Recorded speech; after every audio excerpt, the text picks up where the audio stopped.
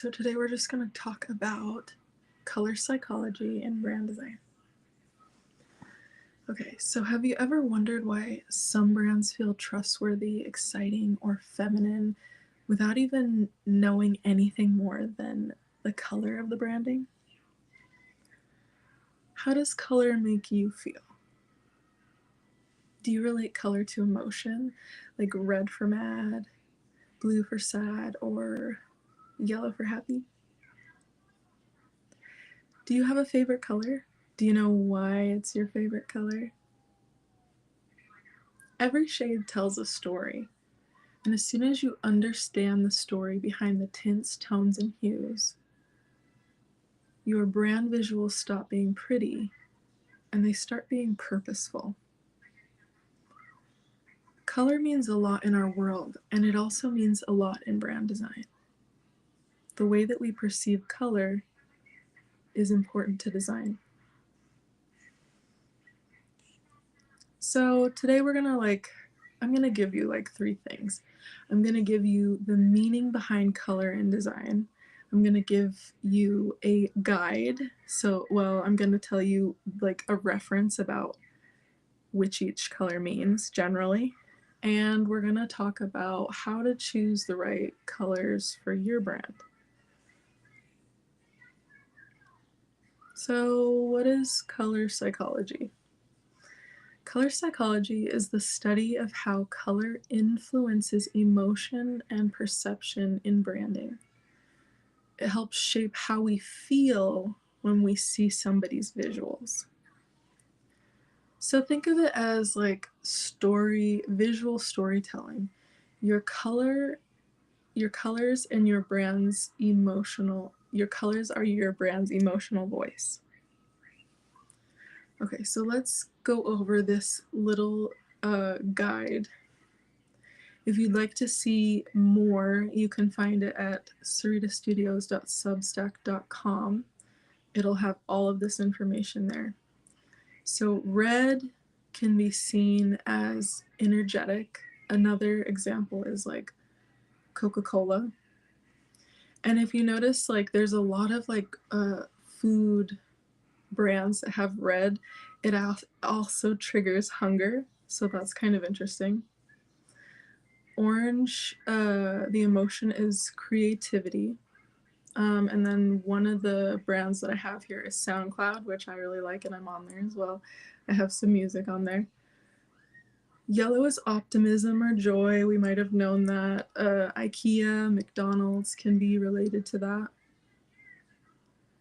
Green is growth, Whole Foods, healthy, balance, that kind of a thing. Blue is trust, you'll see a lot of credit card companies or banks use blue, like Chase. My example here is PayPal, LinkedIn. Purple is supposed to be seen as luxurious. Cadbury, Twitch uses it. Pink is playfulness, compassionate, feminine. And then I have Barbie and Glossier as a example. It's tricky treats. Oh yeah. It's not tricky treats. It's tricky treats. And then we have here, sit with me. Tricky treats. Yes. Help! Oh yes. Tricky treats. There are knocking doors. Sorry, Pete. We have one second. Hold on. Let me get through this. Going. And then we have black and white, and it's sophistication, minimalism, contrast. Nike and Apple use it.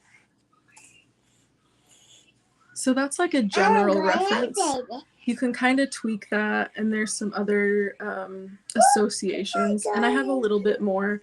If you want to check out the newsletter, there's more there. So when choosing your branding colors, consider this. I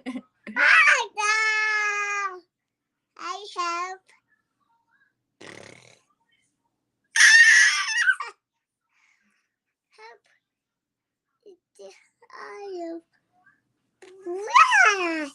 Okay, so when choosing your branding colors, consider this. 1, dominant. for your emotion that you want to bring, one accent for like an energy, and one neutral, which is like the balance between them. Of course you can have more, but you should definitely have like 2 to 3 at least. And then something else you need to consider is contrast. So you need to have one light, one dark, and a neutral. So don't make them all the same like shade in different colors, because that's not going to work for contrast.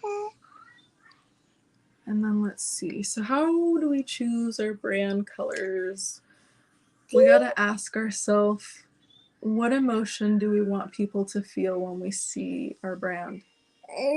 What are my core brand values? I know. You want to take over. I know.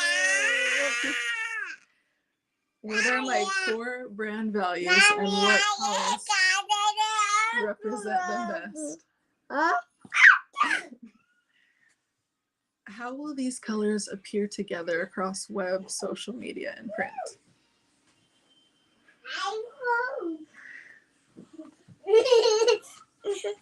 Let's see. So think of Glossier. Their pink isn't just cute, it's intentional. It communicates approachability, softness, self-expression, aligning perfectly with their message of beauty for real life. So if you were a brand color, what would you be and why? I want to say yellow because I'm energetic. Let's see. Remember, your brand colors aren't just for decoration. They're your first impression. When your design aligns with your story and strategy, your message becomes magnetic. Okay, so that's all I have for today. I wanted to come on and say hey and like get this out. You can find this in written form at saritastudios.substack.com. So yeah, I hope you enjoyed that color psychology episode, and I will see you next time.